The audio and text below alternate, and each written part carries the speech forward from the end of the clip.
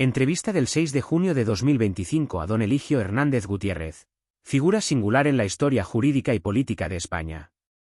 En un país donde la separación de poderes y la trayectoria profesional de sus líderes son fundamentales para la estabilidad democrática, don Eligio Hernández Gutiérrez destaca como una figura excepcional. Es sin dudas, hasta la fecha, la única persona en la historia de España que tiene un doble honor, en lo profesional y en lo político. Profesionalmente, ha ejercido su profesión en los 3 escalafones de la carrera judicial, independientemente del cargo de fiscal general del Estado, demostrando una profunda vocación por la justicia y por el servicio público. Políticamente, ha intervenido en los 3 poderes públicos, ejerciendo funciones en el poder legislativo, en el poder ejecutivo y en el poder judicial, una hazaña que refleja su versatilidad, compromiso y visión integral del Estado. Desde la Plataforma Civil, del Movimiento Vecinal para la Segunda Transición Política en España, MVTP, que es una organización humanista, apolítica, apartidaria y sin ideologías predefinidas, reconocemos en su trayectoria un ejemplo de integridad y dedicación al bien común. Su experiencia única le confiere una perspectiva privilegiada sobre los desafíos y las oportunidades que enfrenta España en su proceso de transición política y social.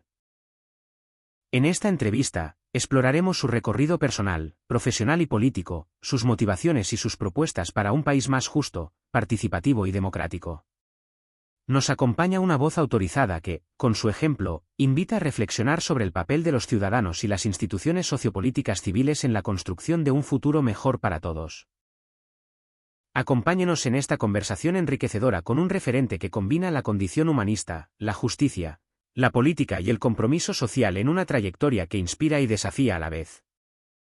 Don Eligio, usted nació en el municipio de El Pinar, en la isla de El Hierro, que fue constituido formalmente el 15 de septiembre del 2007. Los primeros años de su vida en El Pinar estuvieron marcados por la idiosincrasia social, económica y política de la isla de El Hierro.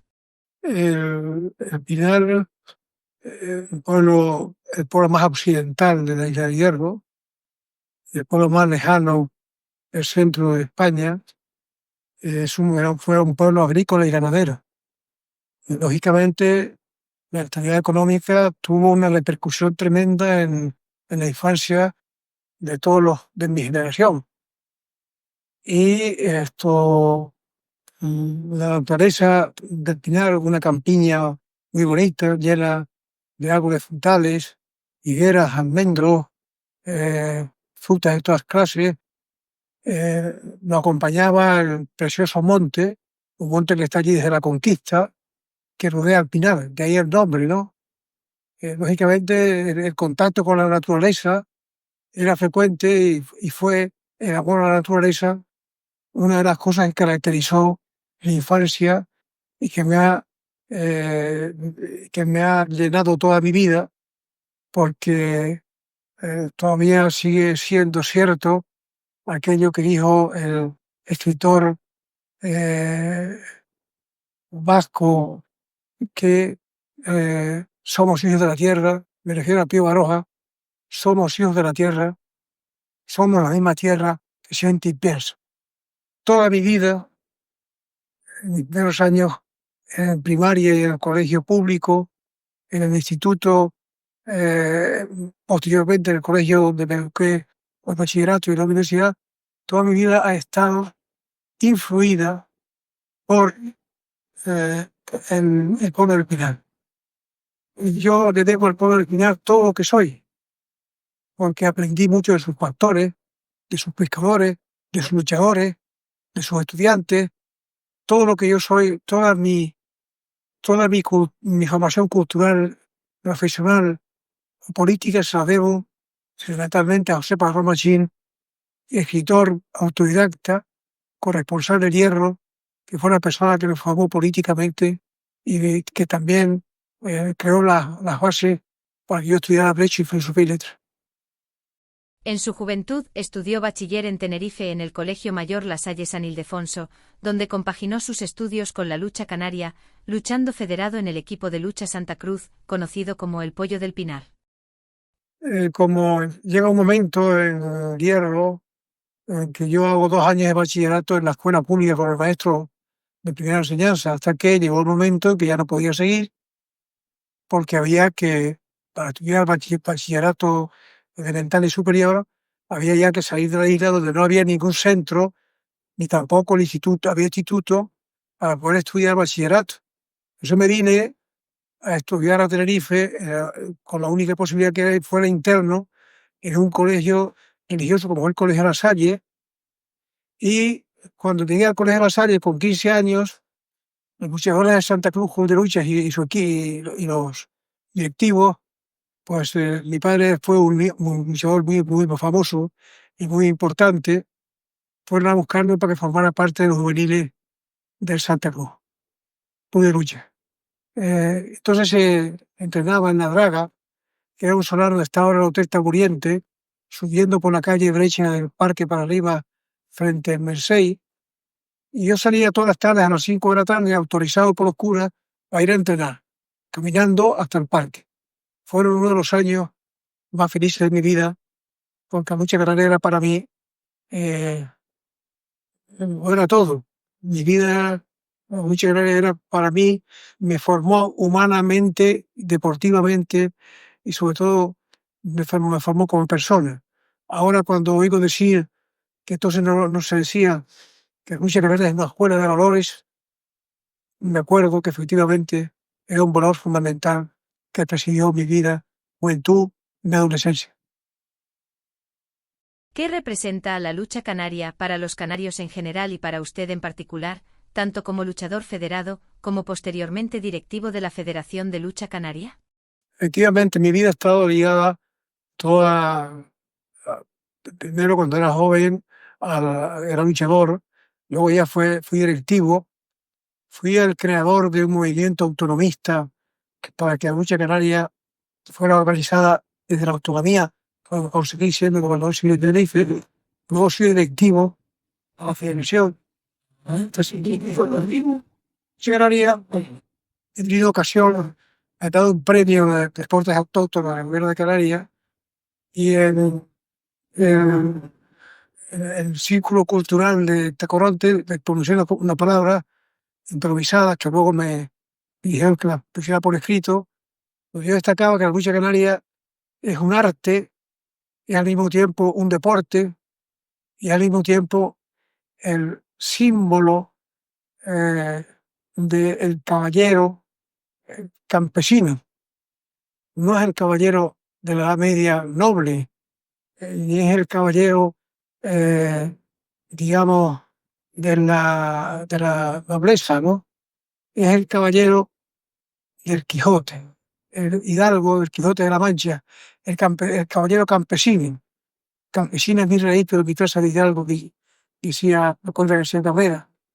Y entonces el luchador canario representa la nobleza y la caballerosidad de todo un pueblo, de toda una raza. Representa las cualidades más importantes del hombre canario, heredadas del pueblo guanche. Fue un pueblo realmente ejemplar que nos legó esa lucha canaria, que siendo lucha, sin embargo, no se permite el constreñimiento físico ni la llave. Es un arte, más maña que fuerza. Y la lucha canaria, esto probablemente es una forma de confrontación en el cual el primer deber del vencedor es levantar al vencido, cosa que no tiene ningún otro deporte conocido, ¿no? Lo que demuestra la herencia noble del pueblo guanche, ¿no? Y es el símbolo de lo que decía antes de la caballerosidad, de la hidalguía, el símbolo del amor al prójimo, por así decirlo de alguna forma, ¿no? Es una escuela de valores. Cursó Derecho en la Universidad de La Laguna y posteriormente una diplomatura en Derechos Humanos, en la Universidad de Estrasburgo, en Francia. ¿Qué significan los derechos humanos para usted? Los derechos humanos, para un estudiante de Derecho y luego juez y licenciado de Derecho, es la meta fundamental. Los derechos humanos nacen con la Revolución Francesa, en 1789, y luego se promulga por la ONU en 1948 la Declaración de Derechos Humanos. Hoy hay un Tribunal Europeo de Derechos Humanos a nivel europeo que tiene jurisdicción en todos los estados que forman parte de la Unión Europea, y la Revolución Francesa decía que para que haya Estado de Derecho hace falta una Constitución, una separación de poderes y la demostración de los derechos humanos. Los derechos humanos destacaba en la Revolución Francesa la libertad y, cosa curiosa que nunca más ha salido en ningún otro derecho humano, la resistencia a la opresión. Fue característica que luego no ha salido en ninguna declaración más. Decía un socialista muy famoso: ama al derecho como instrumento de la justicia y ama la libertad, sin la cual no hay derecho ni justicia. En 1974 ingresó por oposición en el Cuerpo de Letrados en Santa Cruz de Tenerife. Luego se trasladó a Madrid, como residente en el Colegio Mayor de Aravaca, para preparar las oposiciones a la adjudicatura. Como secretario del Departamento de Cultura del colegio, organizó numerosas entrevistas y debates a grandes figuras intelectuales y políticas del momento. ¿Qué recuerdos guarda de esa etapa y de su labor cultural en el colegio? Hay que situar esa actividad mía, aparte de preparar las oposiciones, que eran muy duras, hay que situarla en el contexto histórico que yo viví en Aravaca, en Madrid, ¿no? El Colegio Mayor. El contexto histórico fue la transición política, el periodo histórico más noble que ha tenido la España contemporánea, que dio lugar a la Constitución de 1878. Yo viví la gestación de la transición, lo difícil que fue lograrla, el temor que teníamos que terminara en un golpe de Estado. Hay que tener en cuenta que ETA mataba todos los días. Era muy difícil salir de la dictadura para ir a una democracia. Y por aquel colegio pasaron dos clases de políticos: los que habían estado contra el franquismo dentro del país, por corrientes que se formaron al mismo tiempo que se ponía al franquismo, y por aquellos que habían estado en el exterior, como por ejemplo Gil Robles. Gil Robles estuvo en el colegio de una conferencia que yo tengo grabada, que fue el líder de la Conferencia Española de Derecha en toda la República, líder de la derecha democristiana. Y dio una conferencia que fue muy concurrida. Yo lo presenté, porque yo era el director cultural, elegido por los alumnos, por los hermanos gratificados, para que el colegio fuera un centro de debate.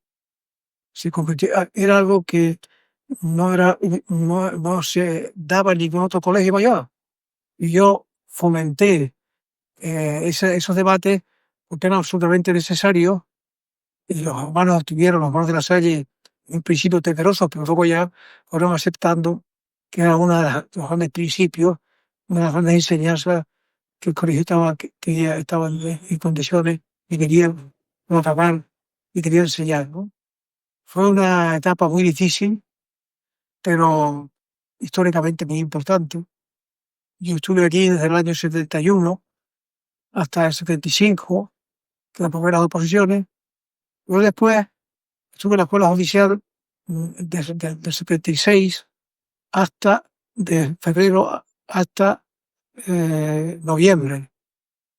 octubre, cuando ya tomé posesión y estaba destinado en el juzgado de instrucción número 2 de Telde.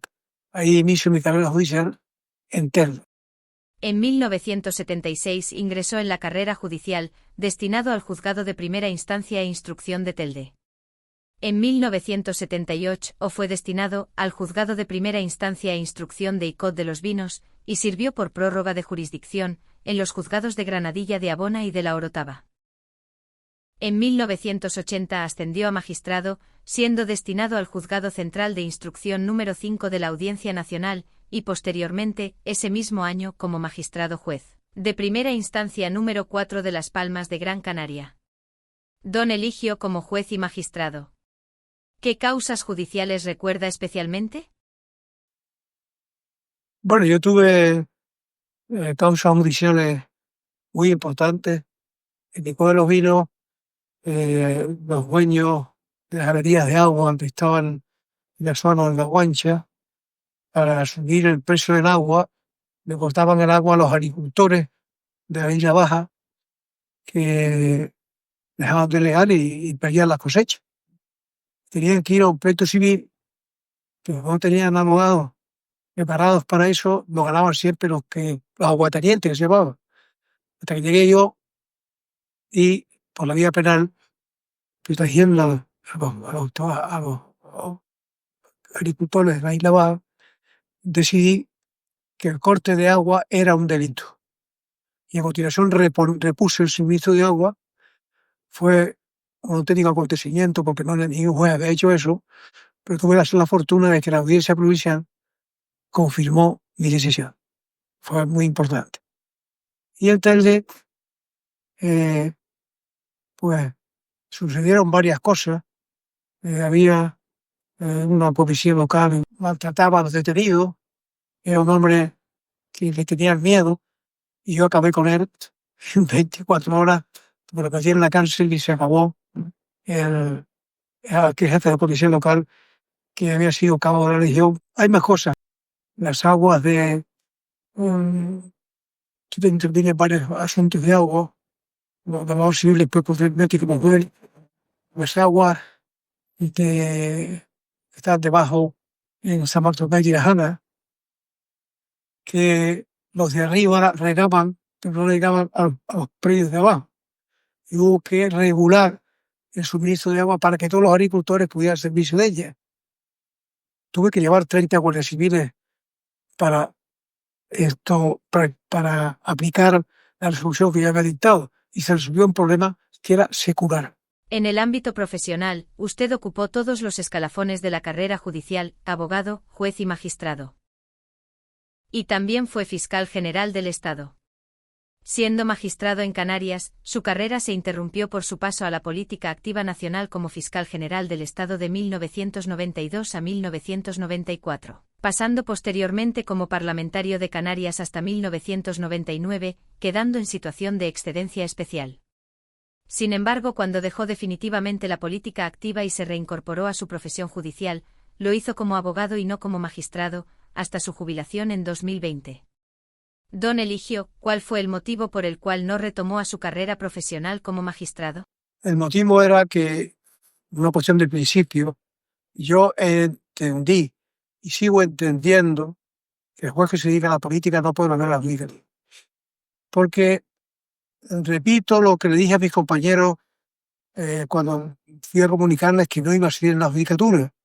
Me preguntaron que por qué lo hacía. Yo dije, porque ya no soy imparcial. Hombre, ¿cómo no vas a ser imparcial si deliberamos contigo todos los días y tú no te casas con nadie? Yo no. Tiene que ser imparcial no consiste en serlo, sino en parecer.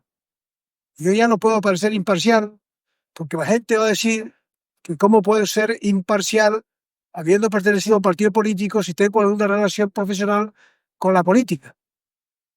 Dejé la judicatura, incorporé la abogacía y no volví más a la judicatura. Volví para jubilarme. Volví a los 65 años porque si no volvía perdía la carrera. Pero al volver pude jubilarme porque estaba en edad de jubilación anticipada. Me rebajaron el 30% de la pensión, pero como también tenía derecho a jubilarme como fiscal del Estado con la pensión completa. Como abogado en ejercicio, ¿qué causas recuerda especialmente? Bueno, un caso muy importante que duró 17 años de instrucción, que fue el caso del IFEM, un fraude de subvenciones, que habían algo así como 17 personas cesadas. Yo intervine en ese juicio y los saqué a todos absueltos. Fue un juicio muy sonado, con un gran predicamento mediático, y eso fue uno de los que yo. Luego, algo conocido, pues defendí al bioquímico que trabajó con aminoácidos, se lo prohibieron, cerraron el metabolismo celular, el instituto, yo logré que se abriera y finalmente logré que se legalizara la glicina, el ácido aspartico, no como medicamento, sino como nutriente. Y esa foto, ahí gané yo 4 pleitos seguidos, ¿no? Hubieron algunos otros importantes, pero en fin, es una historia muy larga. Es usted el único español en su historia que, además de haber ocupado todos los escalafones posibles de la carrera judicial, también ha intervenido en los 3 poderes del Estado: en el Poder Legislativo, como diputado en el Parlamento de Canarias, en el Poder Ejecutivo como delegado del Gobierno en Canarias, y en el Poder Judicial como vocal del Consejo General del Poder Judicial. Don Eligio, ¿qué es para usted la política? Hay una definición de la política que la aprendí en primero de Derecho, de un catedrático que era muy famoso en aquella época, José María Hernández Rubio, lo que ineludiblemente hay que hacer para conseguir la paz, la justicia y el bienestar de semejante. Y ahora pues he copiado de Pepe Mújica, que es un filósofo político, pero un hombre realmente extraordinario que acaba de fallecer como presidente de Uruguay, que la política, en la política hay muchos tropiezos. El éxito de la política consiste en levantarse cada vez que se cae. En su etapa como parlamentario en Canarias presentó numerosas iniciativas y participó en diversas comisiones. ¿Cuáles recuerda con especial interés? Bueno, yo trabajé mucho en el régimen específico de abastecimiento, el REA, trabajé mucho en la ley de deporte, tuve una aportación importante porque no logré que se hiciera una ley de deportes autóctonos como pasa en el País Vasco. No me apoyó ni mi partido ni Coalición Canaria, pero logré que el gobierno debía elaborar un reglamento específicamente de deportes autóctonos, porque tenemos los deportes autóctonos más importantes del mundo. Hay como 20 y pico deportes autóctonos para dar mucho ganar y a juego de espalda, a base de ganado. Es decir, entonces logré que se hiciera el reglamento que hoy en día está por elaborar, que estoy elaborando yo ahora precisamente para la nueva disposición del gobierno de Canarias, y que es algo así como la ley del deporte, de deportes tradicionales, aunque no se llame así, porque está en un reglamento, pero espero que algún día se convierta en ley. Don Eligio, como fiscal general del Estado, ¿qué eventos o circunstancias destaca especialmente? Bueno, la fiscalía fue muy polémica. Fiscal del Estado, todos los fiscales del Estado han sido criticados por una cosa que mientras no se corrija no tiene remedio, que es la dependencia del gobierno. El fiscal del Estado es un cargo que nombra el gobierno y eso le contamina, aunque no es verdad en la práctica que obedezca al gobierno, como pasó en mi caso. Felipe González siempre respetó mi autonomía, fue un fiscal, para mí un hombre de Estado excepcional, un gran político, probablemente el mejor que ha tenido España en el siglo XX, pero es inevitable la presión mediática ya establecido como verdad dogmática de que el fiscal es una marioneta del fiscal del Estado. Lamentablemente la situación actual sí confirma esa tesis, ¿no? Aunque yo no di posibilidad para que eso se pudiera decir. Entonces, lo que yo ahora planteo, en lo escrito, es que el fiscal del Estado sea elegido por el Parlamento. Así que no solo se garantice su autonomía, sino que sea independiente. Copiando la Constitución 31 de la República, que fue la otra gran constitución, cuyo modelo judicial yo estoy intentando que sustituya el día que se reforme la Constitución al actual, porque es mucho más razonable, porque el actual ha fracasado. El modelo actual ha fracasado. Actualmente ha fracasado el fiscal del Estado, el Consejo del Poder Judicial y el Tribunal Constitucional. Ha fracasado. Hay que ir a un sistema distinto, hay que ir no hace falta inventar nada, hay que ir al sistema de la República. La Constitución de 1931 que participaron juristas de un gran relieve extraordinario, como Luis Jiménez de Azúa, que fue un gran penalista. En octubre de 2023, usted publicó el artículo «Todavía quedan jueces en España». ¿Qué nos quiso comunicar entonces en ese artículo, el cual recomendamos a todos que lo lean?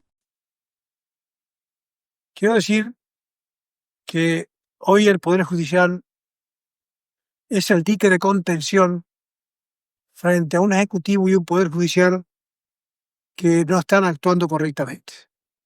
Porque hoy el Parlamento no aprueba leyes tramitadas correctamente con dictámenes previos del Consejo de Estado, del Consejo del Poder Judicial, sino la actividad legislativa mayoritariamente se hace a través de decretos leyes, que son normas en la Constitución previstas en caso de urgente necesidad. Se fue utilizando como actividad legislativa para que haya menos control. Y el Poder Ejecutivo ha usurpado en parte la misión del Parlamento.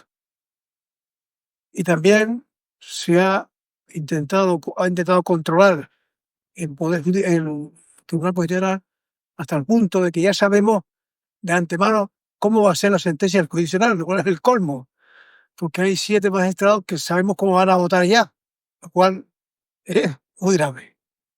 El título que yo he empleado en algún artículo, todavía jueces en España, viene de un hecho histórico, en el cual el emperador alemán, Pedro el Grande, tenía en su jardín, al lado de su jardín, un molino que le afeaba la vista que tenía desde palacio. Y entonces le mandó cortar. El dueño del molino lo denunció ante los jueces.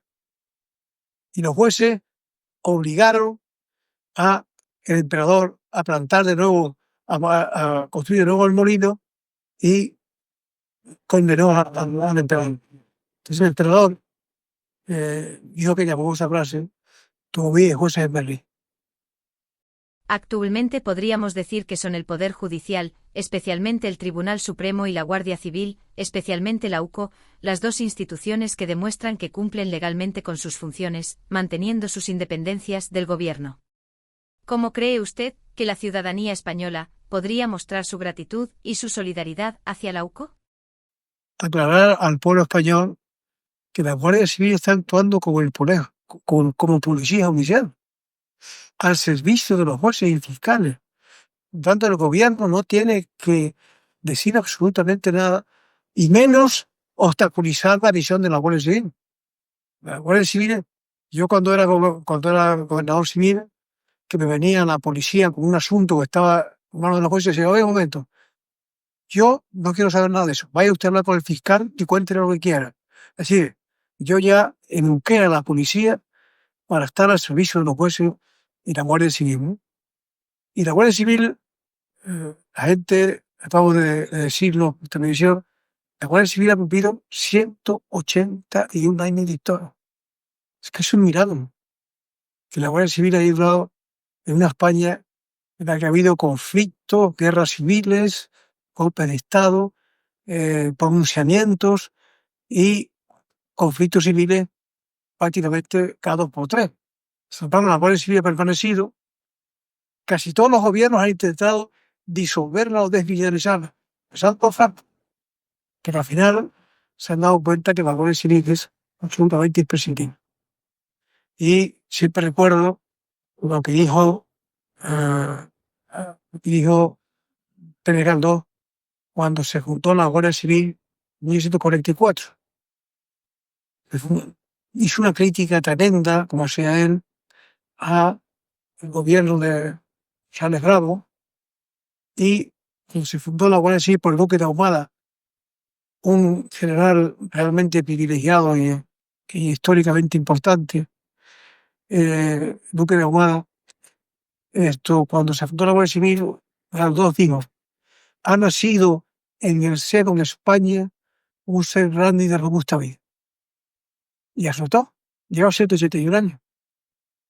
Y la Guardia Civil ha sido igual sacrificada, por tener en cuenta fueron asesinados más de 240 guardias civiles por ETA, sumando además las mujeres y los niños no guardias civiles, con las bombas que se colocaron en los cuarteles. Es decir, la Guardia Civil está actuando con una limpieza, una competencia realmente extraordinaria, y tiene que garantizarse su absoluta y autonomía para hacer su función. Los únicos que pueden corregir sus defectos no es el Poder Ejecutivo, no es el Ministro del Interior. Lo único que puede corregir sus defectos es los jueces de los que depende judicialmente. La ley vigente del Cuerpo de Jueces del Estado, yo intervine en su redacción en el 85 y recuerdo que fui el autor de una coma y una frase. Para luego me mandó el texto y digo, falta una cosa, ministro. La Guardia Civil depende del Ministerio del Interior y en tiempos de guerra del Ministerio de Defensa. Y depende de los cuerpos y fuerzas de seguridad. Salvo lo que ordenen los jueces y fiscales como policía judicial. Eso soy el padre de esa criatura que ha preparación la ley. Usted manda a la policía, manda a la Guardia Civil, salvo que un juez fiscal le ordene una cosa. El movimiento asociativo en España es uno de los hechos más importantes. De hecho, se está haciendo, yo leo en las redes sociales, muchos apoyan a la Guardia Civil. Mi objeto fuera defender la Guardia Civil y de evitar que Nabucco fuera a ser, digamos, controlada. Considero que sería un acontecimiento histórico que la ciudadanía convirtiera en ley el apoyo a la Guardia Civil. La iniciativa ciudadana. Eso sería, por eso dije antes de Burgueña 2, la Guardia Civil ha nacido en el seno del pueblo. Luego el pueblo, organizado, legisla para proteger a la Guardia Civil. Sería extraordinario. Que no fuera solo el Ejecutivo, el Poder Judicial, sino que la ciudadanía se eligiera en un dique de contención contra los ataques de la Guardia Civil. Los fiscales son los jefes naturales de la policía judicial, porque tienen una estructura jerárquica. Los jueces son, cada uno es juez en su término municipal, son independientes, pero quien debe ordenar judicialmente a la policía, a los jueces, cuando son policías judiciales, es el Ministerio Fiscal. El fiscal es ostenta la jefatura natural de la policía y de la policía. Policía judicial, todo lo que haga el señor Bolaño es sospechoso, pero no. La Fiscalía hoy tiene instrumentos, todavía, vamos a ver si le dan más ahora en la reforma que se va a hacer. Vamos esperando todos a ver cómo va a ser. La Fiscalía tiene instrumentos para impedir que el Poder Ejecutivo lo controle indebidamente.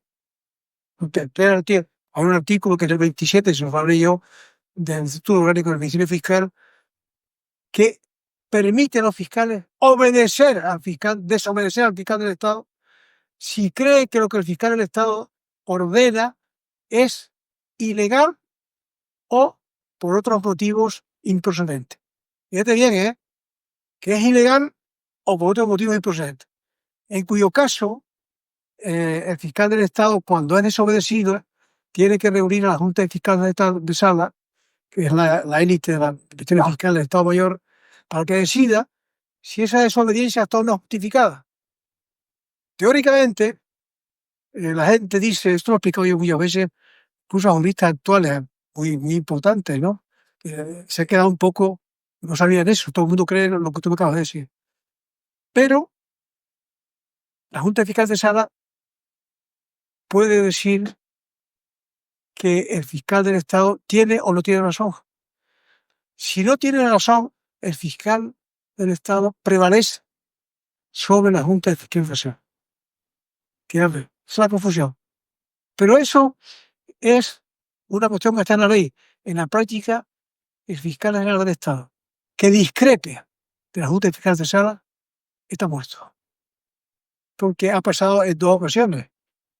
Los fiscales de sala dijeron que la amnistía era, que la malversación no era amnistiable y que el terrorismo no era amnistiable. El fiscal del Estado se separó de ese criterio y le dijo al Tribunal Supremo que sí, que era amnistiable. ¿Qué es lo que resuelve el Tribunal Supremo? Lo que dijo la Junta de Fiscales. Por eso a mí, un fiscal muy importante, los veteranos, me dijo: Eligio, no discrepes nunca a la Fiscalía de Sala, porque en los tribunales no van a hacer caso a tu opinión, sino a la Junta de Fiscal de Sala. Vamos a ver cómo se regula eso ahora. Si la Junta de Fiscal de Sala, de hecho, vincula al fiscal del Estado, pero habría que lograr que también legalmente se prevea que lo que diga la Junta de Fiscal de Sala vincula al fiscal del Estado, con lo cual deja sin el poder que actualmente tiene. Hay un grupito de fiscales que a lo mejor están muy politizados, pero si el fiscal asume la instrucción penal, que es lo que yo he defendido toda mi vida, que la instrucción penal la asuman los fiscales, pues habrá un juez de garantías, que es el que vigila lo que es el fiscal, ¿no? Y que es el que protege al fiscal si el fiscal resulta que está invadido de sus competencias. Cuidado con ese tema, ¿eh? O sea que vamos a ver cómo se desarrolla ese tema. Explicó Felipe González a sus días. Y hay un juez de garantía y el fiscal está bajo el juez de garantía. Pero hoy en día está clarísimo que los jueces de instrucción, yo lo he sido, incluso son de dudosa constitucionalidad. El artículo 117 de la Constitución dice: los jueces juzgan y ejecutan lo juzgado, y no tendrán más facultades que aquellas que les conceden la garantía de los hechos. El fiscal no puede, juez hoy, es una contradicción, porque el juez tiene en sus manos la prisión provisional, la entrada de registro, la intervención telefónica, tiene una espada. Es decir, no puede ser inquisidor y garante al mismo tiempo. Una contradicción. ¿Cómo vas a garantizar los derechos de alguien que está dispuesto a violarlo si lo exige la medida de investigación? Conclusión: el fiscal no puede ni dictar prisión, ni intervenir teléfono, ni el tratamiento de abogados. Y eso hace que la institución sea más imparcial. Partiendo de la base de que no hay una verdadera separación de poderes en España, y en relación al Tribunal Supremo, órgano jurisdiccional superior en todos los órdenes, salvo en garantías constitucionales, y su comunicación de advertencia oficial al Tribunal Constitucional, de que en sus sentencias podrían incurrir en prevaricación. ¿Sabe usted si algo semejante ha ocurrido desde la Constitución española de 1978? No, pero el otro día se dio una resolución del Tribunal Supremo, aviso al navegante, en la que dice al Tribunal Constitucional que puede incurrir en toda la situación. Eso no sucede nunca. No sucede nunca. ¿Por qué? Porque está usurpando competencias del Tribunal Supremo. Al Tribunal Constitucional solo se permite decir si un derecho fundamental ha sido o no conculcado, pero no puede meterse en la jurisdicción ordinaria. Está quitándole jurisdicción. Es decir, para entendernos, se está convirtiendo en el Tribunal Supremo del Tribunal Supremo. A una instancia superior. Eso no puede ser. ¿Qué medidas políticas cree usted que deberían adoptarse respecto a los tribunales del Supremo y del Constitucional, a la Fiscalía General y a la propia Constitución española de 1978? Lo que se debió hacer cuando se hizo la oposición fue culpa del Tribunal Supremo que se creara el tribunal. Esa historia no sé muy bien, porque fue una pieza fundamental Rafael Mendizábal, que me la ha contado y la ha escrito, ¿no? Eso yo lo vi. Es decir, la idea era que el Tribunal Supremo asumiera las funciones del Constitucional. Pero eso en Estados Unidos. El Tribunal Supremo es a su vez el Tribunal Constitucional. La idea era que el Tribunal Supremo se convirtiera en constitucional, hubiésemos evitado lo que se llama la guerra de los jueces, ¿no? Que lo llama así Rafael Mendizábal, la guerra de los jueces. Pero, ¿por qué no se le dio esa competencia al Tribunal Supremo? Porque era un tribunal franquista en aquella época. No confiaba la gente en él. Le dieron la oportunidad de la revisar al Partido Comunista y se inhibió.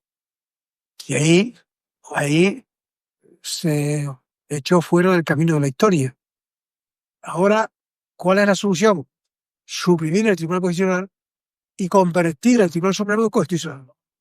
La Fiscalía es que forme parte del Poder Judicial, sea independiente y elegido por el Parlamento en vez de por el gobierno.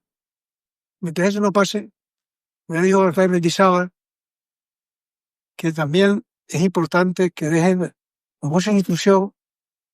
De eso yo he sido juez de instrucción y he explicado que dejé de ser juez de instrucción porque me estaba destruyendo el poder del juez.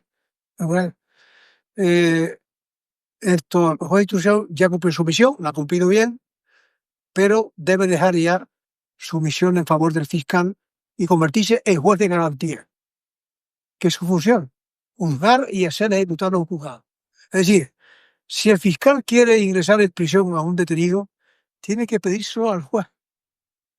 El juez ahora está en el ruedo peleando y al mismo tiempo está en las gradas.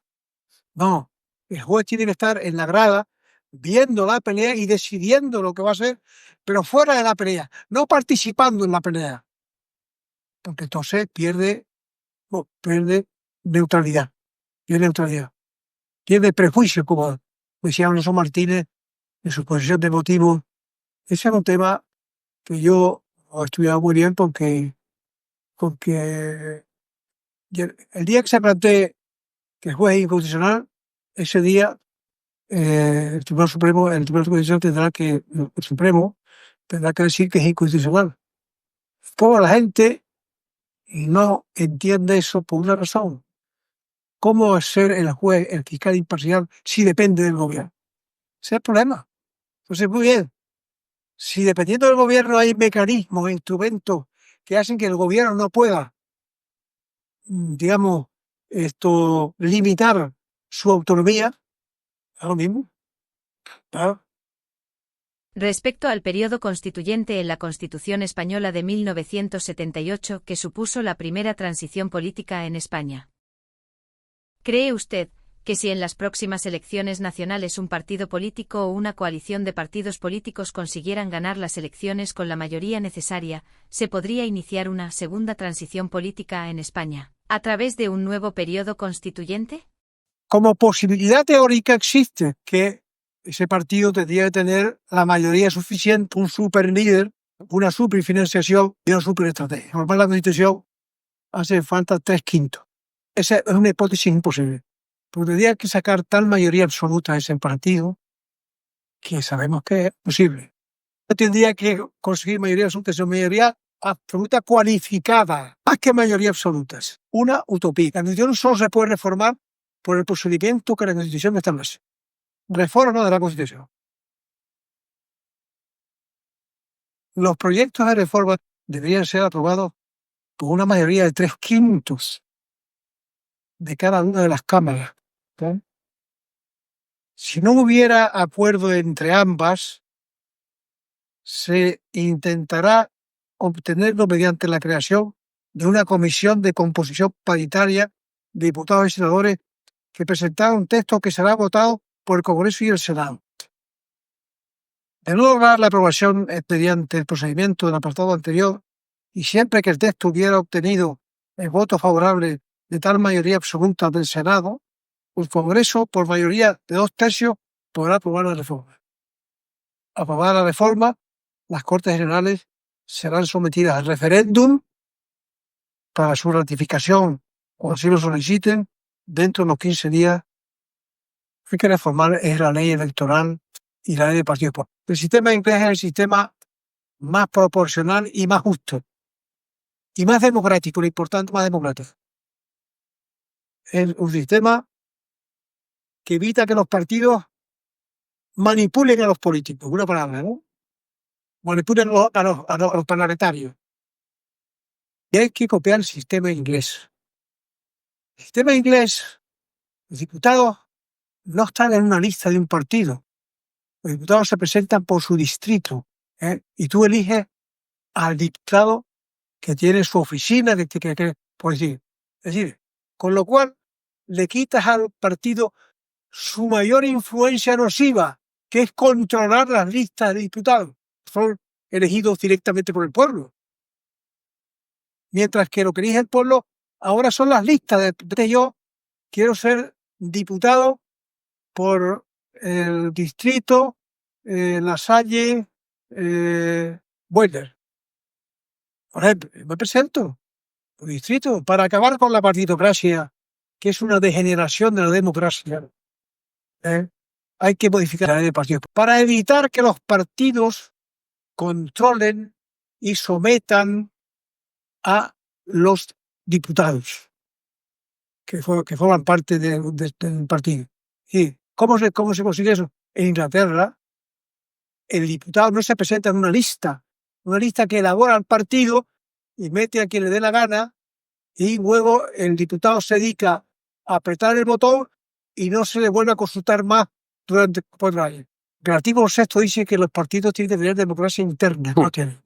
Es decir, vamos a ver, los partidos tienen que existir. Sin partidos no hay democracia.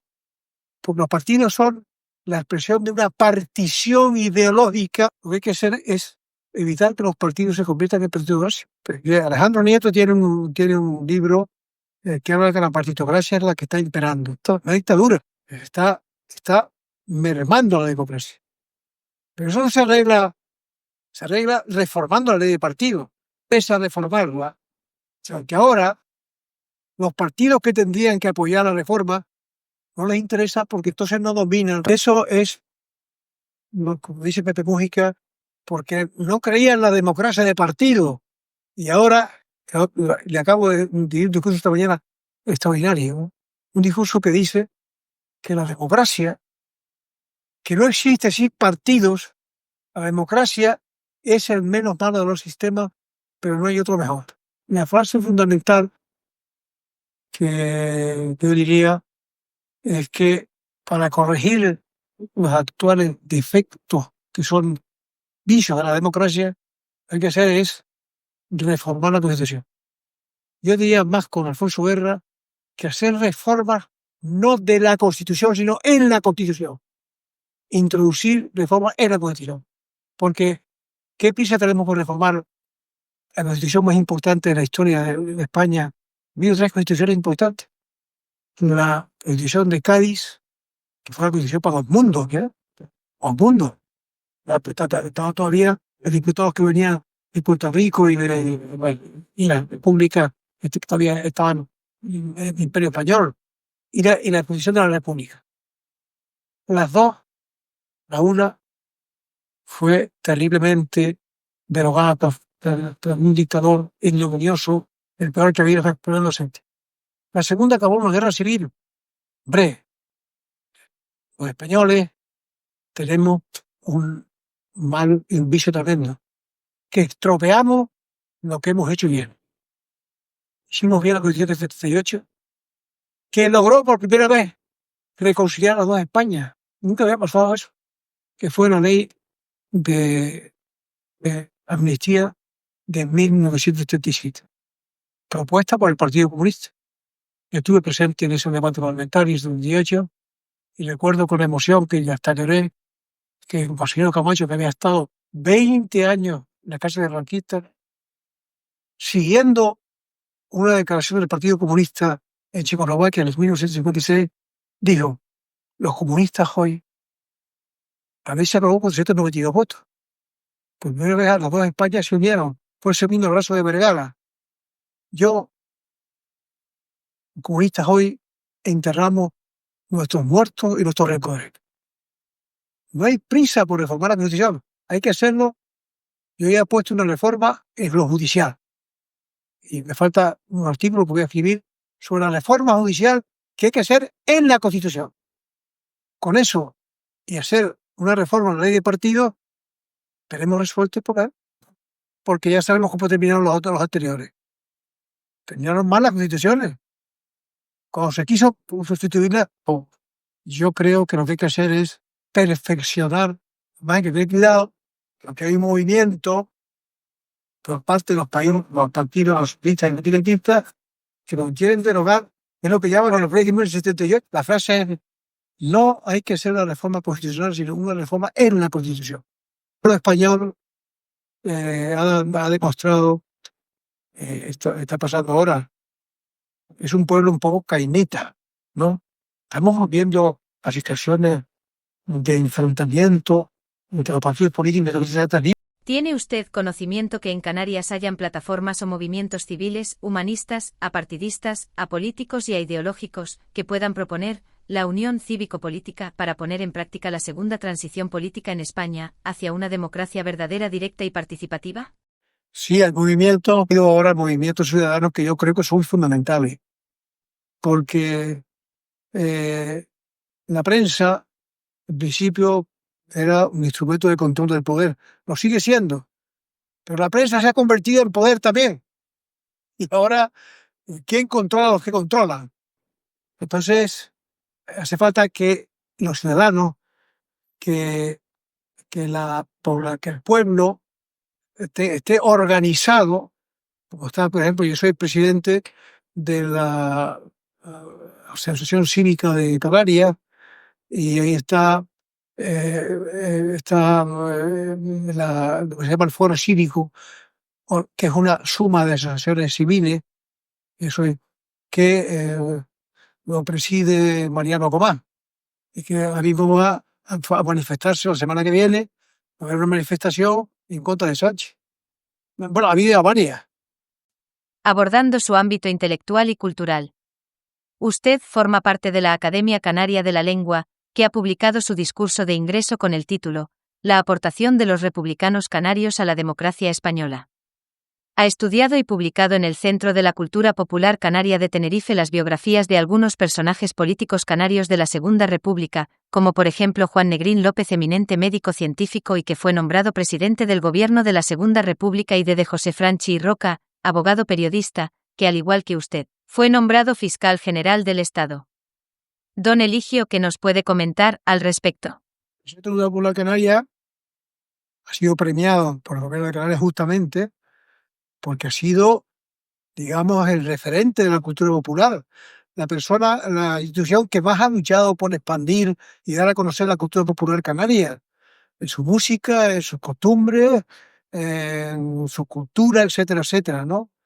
Y yo he dado en el Centro de la Cultura Canaria nada menos que 20 conferencias sobre la Segunda República y sobre el doctor Negrín. Don Eligio, ¿cuándo va a publicar su propia autobiografía?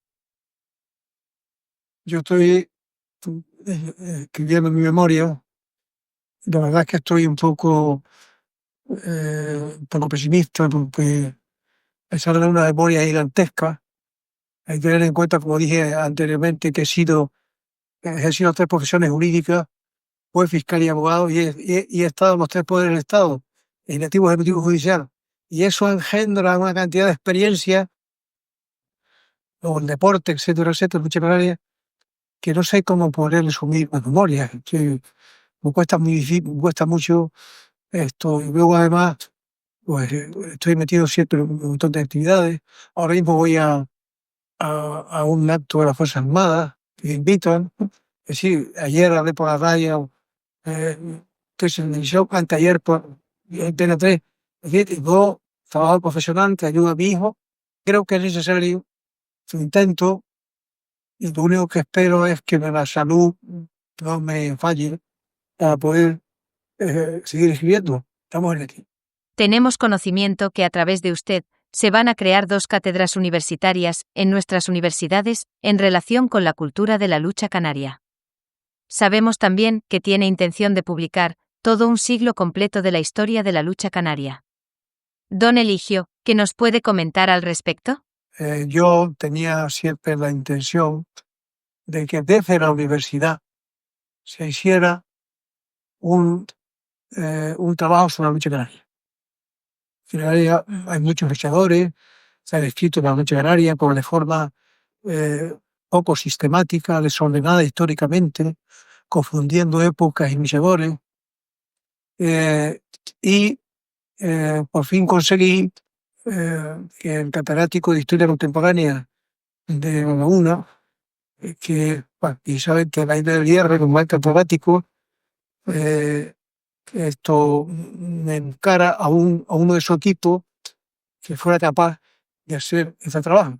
Y obviamente hemos conseguido a un catedrático de sociología que tiene una tesis doctoral en el deporte, Víctor Alonso, que es el que ha creado la cátedra con el apoyo mío y la idea mía de lucha por en la Universidad de La Laguna, que va a crear ahora en Las Palmas. Y está escribiendo un libro, que creo que lo terminará en noviembre, con la idea de que haya un libro sistemático con criterio y rigor universitario sobre lucha libre. Por último, en el ámbito de las condecoraciones y las distinciones, podemos mencionar que ostenta la Gran Cruz del Mérito Militar, la Medalla al Mérito de la Guardia Civil, con distintivo blanco, la Cruz de Primera Clase de San Raimundo de Peñafort, ser miembro del Instituto Venezolano de Cultura Hispánica, ser fundador y vicepresidente de la Fundación Canaria Juan Negrín, ser académico de número de la Academia Canaria de la Lengua. Don Eligio, de todas las condecoraciones y distinciones mencionadas, donde podríamos incluir sin duda el hecho de haber logrado, como asesor y defensor jurídico, el reconocimiento administrativo y sociopolítico del actual municipio de El Pinar, en la isla de El Hierro. ¿Cuáles son las más significativas y entrañables para usted? Bueno, eso fue uno de los acontecimientos importantes políticos que yo he logrado. Ese municipio fue objeto de un procedimiento judicial que yo defendí ante el Tribunal Logonés. Es decir, que he sido uno de los artífices principales de crear el último municipio de España que se ha creado. Pero en las condecoraciones yo estoy intentando aprender de Pepe Mújica, que dice que nunca he estado más alejado del protocolo y de las condecoraciones, ¿no? Pero por amor a la Guardia Civil, me honra que me hayan conseguido la medalla del mérito de la Guardia Civil. Y por mi amor a las Fuerzas Armadas, que me hayan concedido la Gran Cruz al Mérito Militar, y por amor a la justicia, que me hayan conseguido las cruces de Peñafort. Hay las cruces que hay. He sido fundador, presidente y vicepresidente de la Fundación Juan Negrín actualmente. He dedicado 60 años de mi vida, 60, en reivindicar y hacer justicia a Juan Negrín. Maestro de grandes maestros, un científico que creó la escuela científica más importante en la historia de España y que fue un gran estadista, fue objeto de calumnias e injurias por haber presidido un gobierno en guerra, pero ahora hemos logrado derribar el muro de incomprensiones que se cebó sobre él y de injuria y presentarlo, situarlo en el lugar de la historia que le corresponde, que es un lugar alto. Finalmente, nuestro más sincero agradecimiento por su colaboración y animarle para que esta pequeña entrevista biográfica sea el preludio de su propia autobiografía y también, como no, animarle a que nos publique ese libro sobre un siglo de la historia de la lucha canaria. Muchas gracias. Salud y suerte. Gracias por la entrevista, porque en definitiva una entrevista es anticipar lo que podría ser una memoria y dar a conocer un poco algo que si no salen esas memorias por lo menos se conocen. Lo que queda escrito y lo que queda grabado es lo que realmente se recuerda. Porque, como decía García Márquez, la vida no es lo que uno ha vivido, sino lo que recuerda por vivir.